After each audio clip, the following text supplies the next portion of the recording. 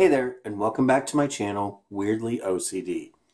So today is officially the first day of spring, being March 21st, and even though I'm here in Ohio, and at the moment, if you were to look out the window, it surely doesn't look like spring, this has inspired me to start a 3-episode little kind of mini-series on inspiring me, and hopefully you, into getting into the mood of spring cleaning. Now this little mini-series is going to stretch out over the next week, so today, Sunday, and next Wednesday, and each video is going to cover a different topic or area of spring cleaning. Now before we can do any actual cleaning itself or reorganizing our home, we need to first declutter. And I sort of made a video about this at the very beginning of the year called Are You a Purgin' Virgin? Which you can see right here. And it'll be at the end of this video, so you can click on it and watch it in case you haven't seen it and want to start there. But we need to start our spring cleaning by actually spring decluttering.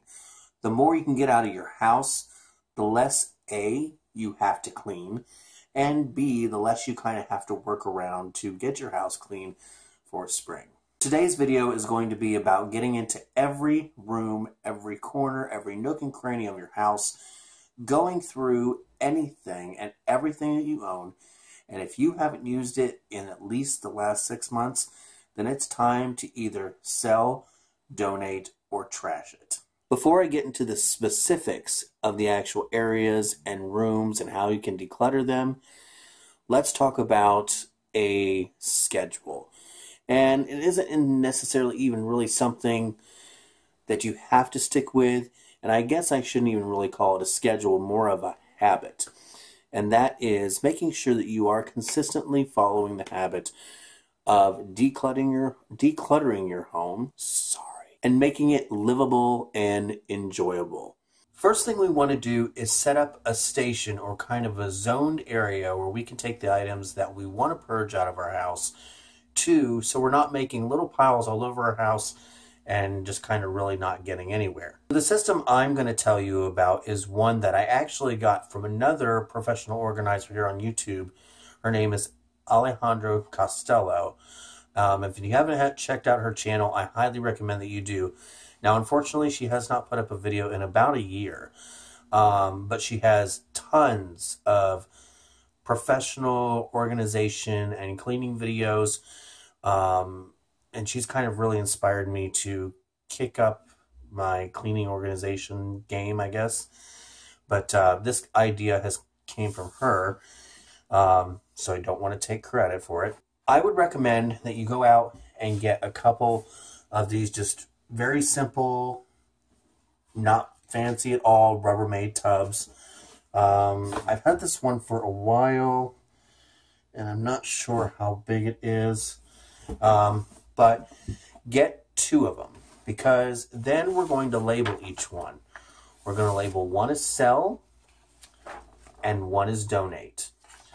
And we're going to slap these on the front, and then we're going to place them in an area that we are going to remember that they're at. So as we're purging our places, we can put stuff in the donate bin or the sell bin. And if there's something that you just want to trash, you don't need a bin for that.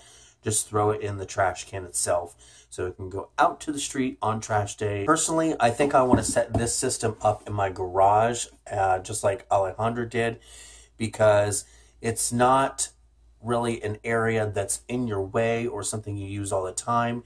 And it is right there by your vehicle if you are fortunate enough to park in a garage like I am. That way, it's always in front of your face when you're coming, when you're going. And if you have things in here that you want to donate, you can just simply take the whole tote to your local Goodwill or Salvation Army or thrift store or wherever you choose to donate unwanted items, and simply just put it back right there in the garage as soon as you get home and start filling it up again with items you don't want. Let's go ahead and start here in the bedroom. Probably one of the easiest places that we can start to declutter our house so we can further our spring cleaning goal. So I'm going to go through my closet here somewhat quickly and just kind of pick out pieces one by one and put them in different piles on the bed here. A pile that I want to donate, a pile that I maybe want to sell and get some use out of, or money out of, I should say. Now, when you want to sell clothing, just be mindful. Make sure that it doesn't have any stains, no rips, no tears, because, you know, people are using their money that they earned to purchase your items. And if you're like me, you don't want to buy something that looks used. Granted, you know it's used, but you don't want to make it look like it's been used. So let's go ahead and go through the closet. We'll make these two piles, and I'll show you what I've got and kind of my examples of each. Alright, so as you can see, I made two different piles here of clothing. Now, granted, this is not all the clothing that I plan on getting rid of from my closet. I just pulled out some select pieces so I could give you an example of things that you probably should donate over selling, and things that would probably sell better over donating, or that you at least have a good chance of making some money off of it. So first, let's start with the sell pile, which is this side right here. Selling, I would recommend, you know, if it's in good condition, as I said, with no rips, stains, tears, things like that. For example, this kind of suede jacket here, this blazer, I got in a Fashion Stork box. If you're not familiar with Fashion Stork, it is a monthly subscription box of men's fashion that I did a couple of years ago. I only did it for like 1 month, and I only wore this jacket, I think, once, maybe twice, but that's probably stretching it. But it's pretty much in mint condition. It's been literally hanging in my closet for almost 2 years. So this is definitely something that I would consider selling, probably on either eBay or Poshmark. I probably wouldn't really try Craigslist, only because people would probably try to dumb down the asking price. Now, granted, when selling stuff online, you really don't want to mark things up at, or probably even really close to retail, because that's kind of the whole purpose of people looking at your items on eBay and Poshmark, is they're looking for a deal, and they're looking for items cheaper than they would at the store. Otherwise, they could just go to the store or the mall and buy it outright, and it is brand new. So another example here is kind of this sweater pullover. Again, something that I've maybe only worn a handful of times. There's no rips in it, no stains or tears. It's, I mean, practically in brand new condition. So that is definitely something that I would consider selling online. Now let's go to the pile where these are the items that I'm not going to sell online, simply because I really don't think they're going to bring in any money. And if it does, it would probably be too low to where I really wouldn't make anything off of it after you pay for the shipping and the expenses, like on eBay with the fee. So like, for example, this shirt here. This is a decent shirt. I mean, there are no holes in it or anything like that.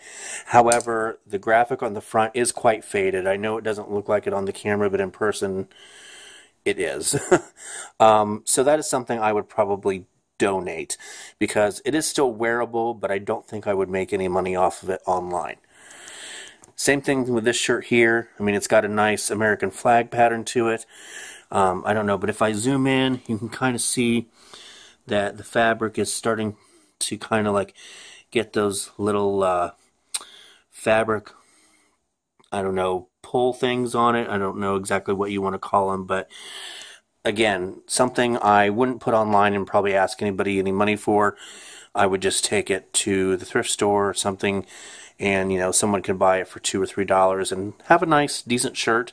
Also, something else that you can do with clothing that you no longer want to wear, you can ask friends or family if they're in need of anything in particular that you may have, or you can post what you do have on one of your social media accounts, or just let them know what you do have and see if they know of anybody or themselves that are interested in anything, and just give it to them, because a lot of times people are in need of things and don't really want to speak up. So, you know, reach out and see if you can find somebody who would be in need of something that you have. That way you can pass it down to somebody that you personally know could need it and would enjoy it. Another area to highly consider going through and purging out things you don't need is your kitchen cabinets, especially when it comes to bakeware and pots and pans. If it's scratched up, honestly, I would probably throw it away unless you are the type who doesn't really like throwing something away unless it absolutely needs to happen. So then you could maybe donate it to Goodwill, Salvation Army, because I have seen some scratched up pots and pans at places like those before. But I'm sure each store has at their own discretion as to whether what they accept and what they don't. Again, the same rule applies with the clothing that should apply to your cookware, your bakeware, pots, pans, things like that. Is if you have not used it, kitchen gadgets too, and small appliances. If you have not used it in the last 6 months, I would recommend getting rid of it because chances are you're probably not going to use it. Now, I know that, for instance, maybe a crock pot is obviously not something you're going to be using every day or maybe not even once a week, but it is something you're going to use probably at least a couple of times a month. But things that are unique, like donut makers, which I have not used this yet and I plan to because I just got it for Christmas. But unique things like that, kind of as seen on TV items that you were like, oh, that's so unique, I should get that and try it. And you get it home and it sits on the counter and then it magically finds a home in the cabinet shoved in the back and you totally forget about it. You haven't thought about it, you're not going to use it, so you might as well get rid of it. Here's another example. This toaster. I actually got this from an Office Depot store that was shutting down. And we didn't have a toaster at the time, and we wanted one. So they actually had it for sale. It was in their break room for $6. Now, granted, it's not obviously in the best condition. It had a big old price sticker here on the side. It's got some rusting along the top. I don't know how well you can see that on the camera. Now, in all honesty, this is probably something I would get rid of because of the condition. However, we don't have a toaster to replace it with at the moment. But once I get a new one, this one is going to go. You also need to remember the whole one in, one out policy when it comes to purging as well. If you bring something new into your home to replace it with something else, make sure that old item actually gets out of your house and just doesn't get shoved next to the new item and taking up valuable space that could better be used otherwise. So here we are in the basement, and I brought you down here because I wanted to address an area that I think a lot of people don't really consider going through when they want to kind of clean out their house, and that is their holiday decor. I know a lot of times people will buy new things to either change the look of their holiday decor or buy new things simply because older decor is starting to look, well, old. So definitely want to go through your holiday decor and see what you can donate and what you could possibly sell online, especially if it's something vintage.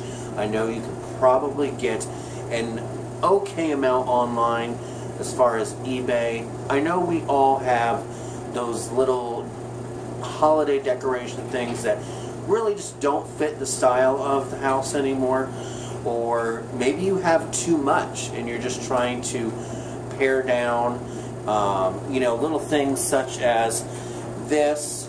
You know, if you get decorated for the holiday season, you like the way it looks, and you're like, I just don't really have room for anything like this, donate it. Or, as I said, with the clothing as well, see if maybe a friend or family member would be interested in it, because sometimes people can't afford nice looking holiday decorations even though they do want to decorate.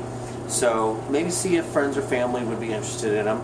Same thing with like ornaments. A lot of times people like to change the scheme or the color or the look of their Christmas tree, so they'll replace their ornaments. So maybe see if they want your old ones. Definitely make sure that you are checking your holiday decor, and if it's something that you think you could sell, by all means go ahead, but I would definitely check with friends and family first, or then also consider donating it. Another tip that I want to give you, and that is in particular why I'm in this bedroom that we honestly never use, because we have a 3-bedroom house. One is our bedroom, one is the office, and then we have this middle bedroom. One thing I don't want you to do when you are purging is to shove it into a room, kind of like what's happened here. As you can see, there is quite a bit of stuff in this room, and in all honesty, don't let this happen. If you plan on getting rid of it, actually get rid of it. Get it out the door to where it needs to go or where you want it to go. Don't let it pile into a room and become this. This is actually going to be my project for sometime in April, to go through all this, decide what we want to keep, maybe have a garage sale come actually nice spring weather. Don't let it become this. Get it out the door. And with that, I hope you enjoyed today's video, and I hope that I gave you some very useful tips for you to kind of get a head start, jump start on your spring cleaning. Now, Sunday's video is going to be a in-depth, deep spring cleaning video showing you all the different areas to where you should probably clean to get your house freshened up and smelling good and looking great for the spring and summer seasons. So look forward to that on Sunday. With that, I hope you enjoyed this video, and I will see you all on Sunday. Have a great day. Bye-bye.